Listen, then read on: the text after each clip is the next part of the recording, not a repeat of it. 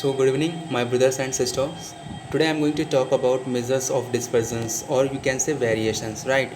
So here I'm going to talk about important topics which from which the question will be asked. ठीक है, तो जैसे question आ सकते हैं उसके बारे में हम डिस्कस करेंगे.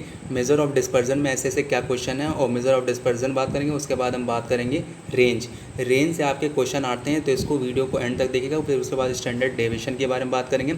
इसमें से क्वेश्चन कैसे आएंगे वो मैं आपको ज़रूर बताऊंगा. ठीक है, तो वीडियो को एंड तक देखिएगा जिससे आपको सारी चीज़ें क्लियर हो और आपकी नोट्स बन जाए. ठीक है, उससे पहले आपसे एक रिक्वेस्ट है, अगर आप फर्स्ट टाइम चैनल को सब्सक्राइब जरूर करना, बेल आइकन को ऑन करना, जिससे कि सारी न्यू वीडियोस की नोटिफिकेशन सबसे पहले आप तक पहुंचे, क्योंकि अभी सारी चीज़ें नोट्स शेयर करनी बाकी है. ठीक है, तो काफ़ी important notes I have which I am going to share with in you.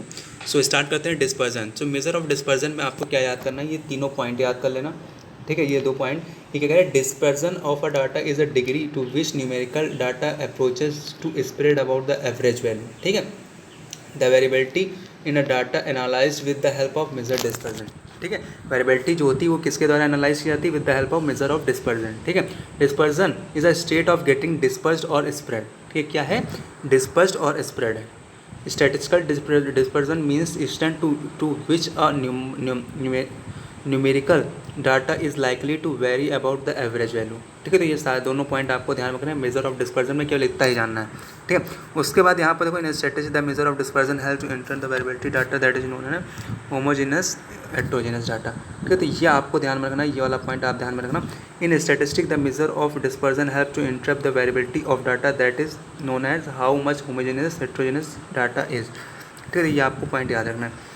उसके बाद यहाँ पर आओ, यहाँ पर रेंज के बारे में बात करते हैं. रेंज थोड़ा इंपॉर्टेंट है. रेंज में क्या कह रहे हैं, रेंज डिफाइंड, एक मिनट बचुआ लोगों, range is defined as the difference between highest and lowest value in the sample. ऐसे इंपॉर्टेंट क्वेश्चन आएंगे, बेसिक से क्वेश्चन आएंगे, ज़्यादा कठिन क्वेश्चन नहीं आएंगे, ज़्यादा कठिन न्यूमेरिकल नहीं आएंगे बाय स्टैटिस्टिक्स में, क्योंकि मल्टीपल चॉइस क्वेश्चन हो रहा है.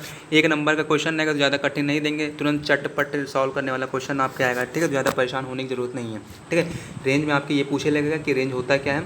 इसमें से आपका फॉर्मूला याद रखना है, H माइनस एल, मतलब highest value minus lowest value. इसमें आपका एग्जांपल गिवन है. ठीक है, तो एग्जांपल में आपका डाटाबेस 1 दिया, डाटाबेस 2 दिया है, तो जिसमें से हाईएस्ट वैल्यू में से माइनस लोवेस्ट वैल्यू, फिर highest value minus lowest value, दोनों करेंगे. डाटाबेस 1 निकलेगा, डाटाबेस 2 निकलेगा. उसके बाद इस दोनों को अरेंज करके इनको दोनों का कंपैरिजन करेंगे. उसके बाद जो आएगा वो आप लिख देंगे. ठीक है, तो ये सिंपल सा है, H माइनस एल याद रखना है उसके बाद. ठीक है, तो ऐसे एग्जांपल आपके क्वेश्चन आ सकते हैं, like this calculate the range of dispersion coefficient. Range, ये आपके रेंज दिया है, इसे कैलकुलेट करना है, H माइनस एल करना है, आपका आंसर आ जाएगा. ठीक है, रेंज कोफिशिएंट कैसे निकाला जाता है उसके लिए फार्मूला आपको याद रखना है, H minus L upon H plus L. ठीक है, रेंज कोफिशिएंट अगर आपको निकालने का है तो ये भी आप जान रहे हैं, क्योंकि यहाँ पर आप पूछ रहे हैं कि range and range coefficient of range. ठीक है, तो ये दोनों क्वेश्चन आपके लिए इंपॉर्टेंट है. ऐसे ही क्वेश्चन एमसीक्यू में आते हैं, छोटे छोटे क्वेश्चन जिसमें से आसानी से लग जाए. स्टैंडर्ड डेविएशन बेटा क्या कह रहा है, स्टैंडर्ड डेविएशन आप इसकी डिफिनीशन ध्यान से देख लो कि standard deviation is a square root of the arithmetic mean that of the square deviations of item taken from the arithmetic mean is used more commonly statical analysis. ठीक है, method to calculate आपको ध्यान में रखना है. इसके थोड़ा आपको फॉर्मूले आपको ध्यान में रखना है, that's it, nothing much nothing more. ठीक है, तो इसका स्टेप थोड़ा ध्यान से पढ़ लेना और इसके फॉर्मूले ध्यान से पढ़ लेना, क्योंकि ज़्यादातर क्वेश्चंस आई थिंक फार्मूले से उठ सकते हैं.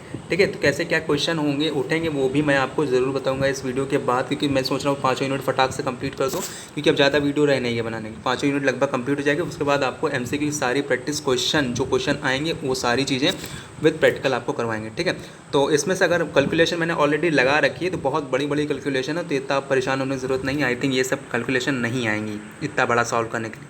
ये देखिए इतनी बड़ी कैलकुलेशन है, लेकिन आपको फॉर्मूले सब याद रखने किसके लिए कौन सा कब फॉर्मूला याद करता है. शॉर्टकट मेथड के लिए टू कैलकुलेट एचडी, तो स्टैंडर्ड डेविएशन शॉर्टकट मेथड के लिए आपका क्या होता है, और इसके जब डेनोशन फॉर्म आपको याद रखना है. ये सारी चीज़ें आपको ध्यान में रखना है, ये पूछ सकता है. ठीक है, तो इतने बड़े न्यूमेरिकल आपको नहीं देगा कि ये दोनों चार्ट दे दिया उसके बाद बता रहे स्टैंडर्ड डेविएशन बताओ, तो इतना बड़ा थ्योरी नहीं आएगा आई थिंक सो. लेकिन अगर आप चाहें पढ़ना तो यहाँ पर सारा गिवन है, आप देख सकते हैं, आप सॉल्विंग देख सकते हैं कैसे क्या लगा.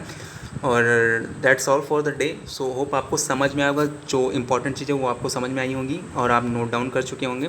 तो नोट डाउन करिए, नहीं देखें तो फिर से वीडियो को बैक करके फिर से नोट डाउन करिए, और वीडियो को लाइक ज़रूर करिएगा, सब्सक्राइब ज़रूर करिएगा.